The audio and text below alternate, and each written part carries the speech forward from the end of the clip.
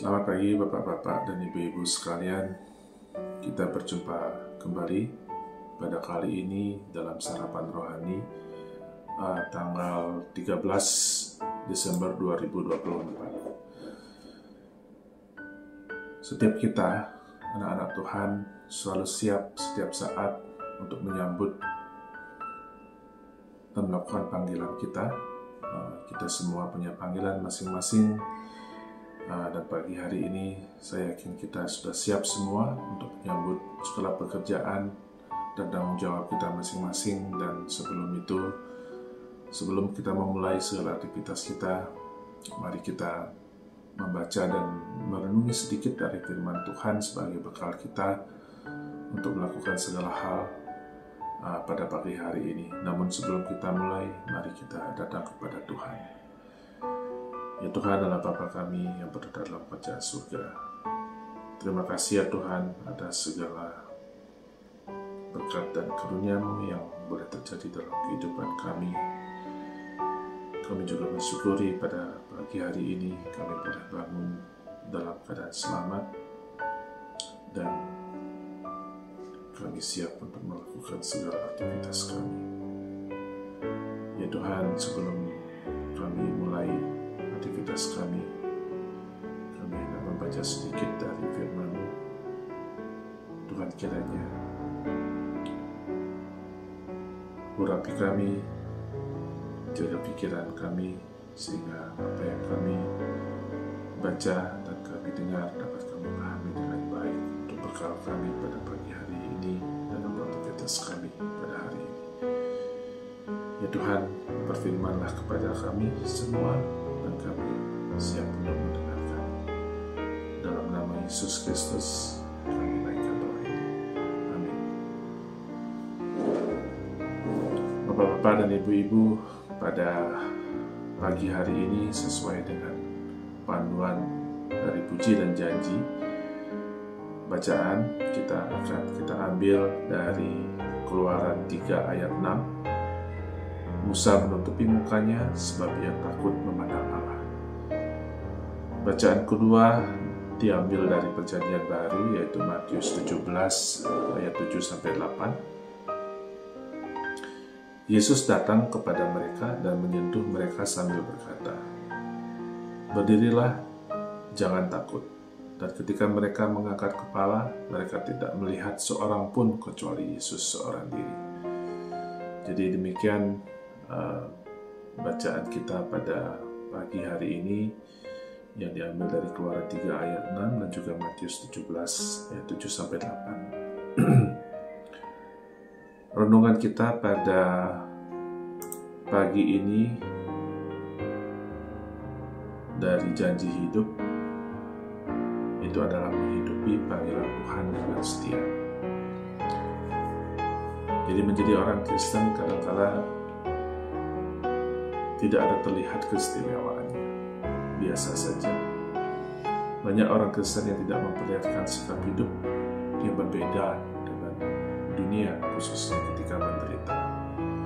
Tidak hanya dalam menderita, banyak dari saudara-saudara kita yang pada saat berkelimpahan, banyak berkat, ada juga yang lupa dengan Tuhan.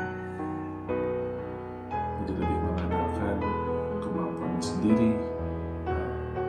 Mungkin juga ada di beberapa mereka yang aktivitasnya bertentangan dengan apa yang difirmankan oleh Tuhan, dan mereka memilih jalan yang berbeda. Kegairahan dan semangat hidup orang Kristen kadang-kala tidak terlihat pada saat mereka mengalami penderitaan pada umumnya.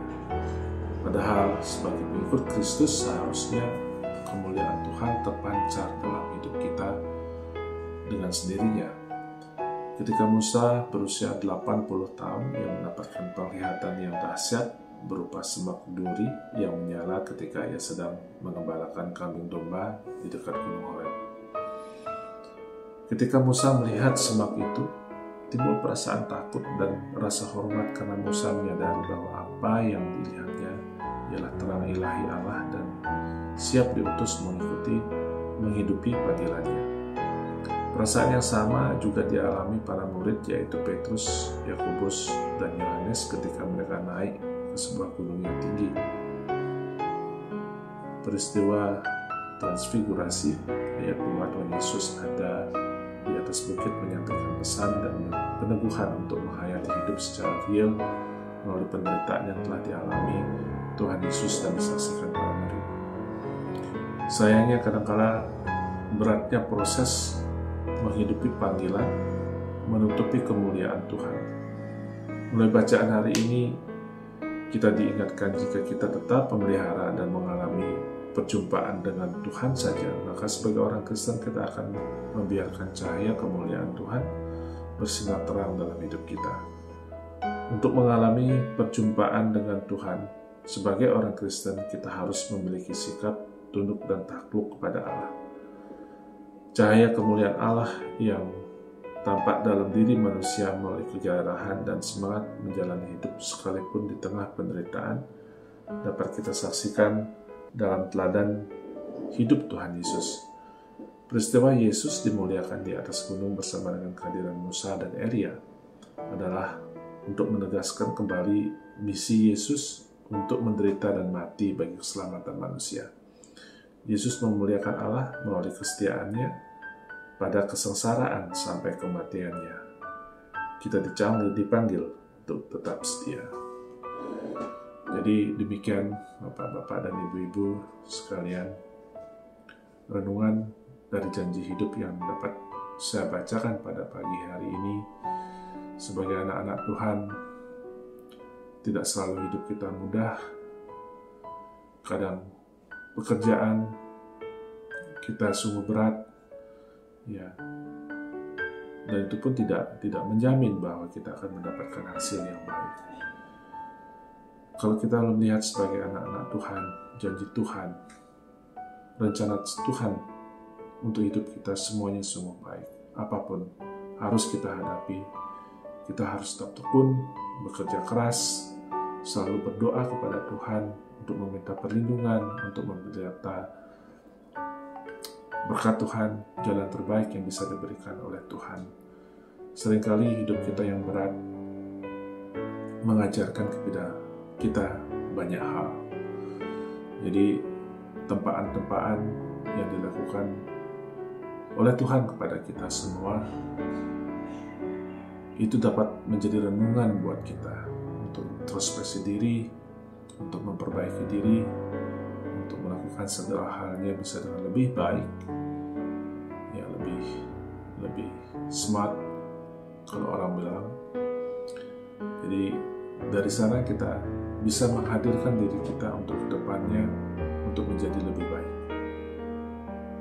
Jadi kira-kira itu yang bisa dapat saya sampaikan pada pagi hari ini, dan mudah-mudahan itu bisa menjadi bekal kita dalam kehidupan kita untuk masa-masa yang akan datang.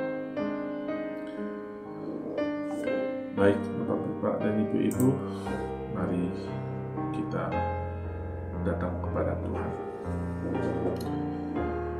Ya Tuhan adalah Bapa kami yang di surga, terima kasih atas firman yang begitu indah yang boleh dapat kami baca dan kami dengarkan pada pagi hari ini.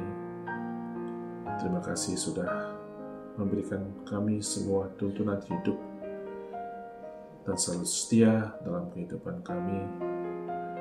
Tuhan mengajarkan kami pada banyak hal, dan Tuhan selalu mempersiapkan diri kami untuk selalu belajar memperbaiki diri untuk menyambut hari dan berkat Tuhan di masa-masa yang akan datang.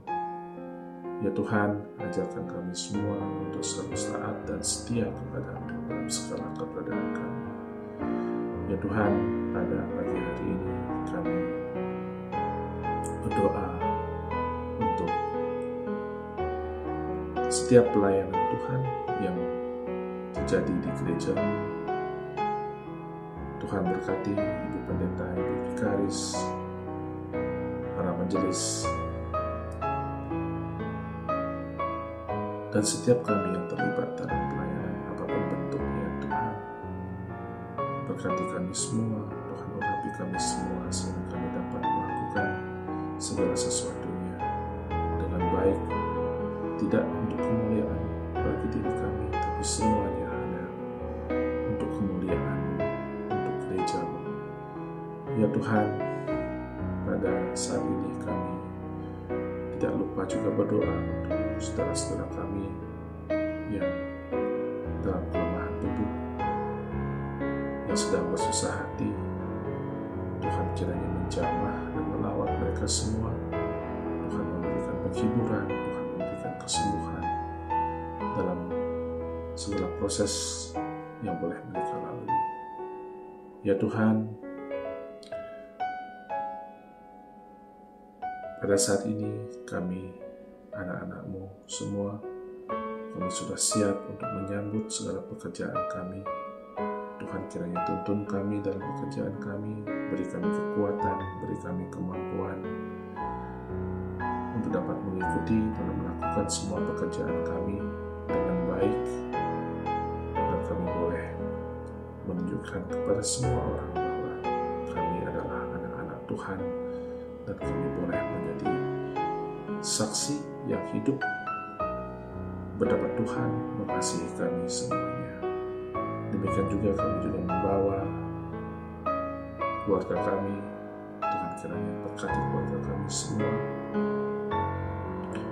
suami istri, orang tua kami, demikian juga dengan anak-anak kami, dimanapun mereka berada, baik ada di rumah maupun yang ada jauh dari rumah. Ya Tuhan, Tuhan kiranya selalu menjaga keluar masuk kami semua. Tuhan kiranya memberi mereka kemampuan, memberi mereka ketaatan untuk melakukan segala sesuatunya sesuai dan seturut dengan perintah-Mu. Ya Tuhan, demikian doa yang kami naikkan pada pagi hari ini, yang kami panjatkan hanya dalam satu nama, Tuhan kami, Yesus Kristus. Amin. Bapak-bapak dan ibu semua, demikian sarapan rohani kita pada pagi hari ini, dan saya ucapkan selamat beraktivitas. Tuhan menyertai dan memberkati kita semua.